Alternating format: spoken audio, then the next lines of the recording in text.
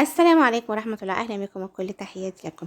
الحد الأقصى 1635 جنيه، مفاجأة سارة من التأمينات لأصحاب المعاشات أول إبريل.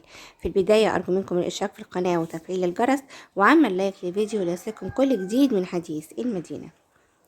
أكد اللواء جمال عوض رئيس الهيئة القومية للتأمينات والمعاشات أن الرئيس السيسي وجه بزيادة المعاشات بنسبة 15% يتم صرفها أول إبريل المقبل.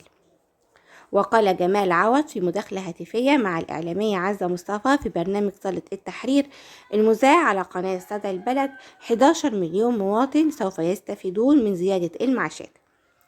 وأضاف جمال عوض التكلفة السنوية للزيادة التي أعلن عنها الرئيس السيسي 55 مليار جنيه، مضيفا الحد الأدنى للزيادة 170 جنيه والحد الأقصى للزيادة 1635 جنيه.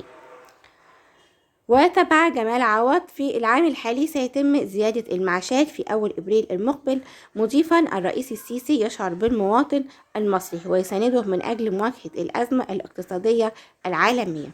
وأكمل جمال عوض بيتم صرف الزيادة مع معاش إبريل الذي يتم صرفه أول الشهر، مضيفا لو المعاش 3000 جنيه تكون الزيادة 450 جنيه. في النهاية لكم مني كل التحية، دمتم في رعاية الله والسلام عليكم.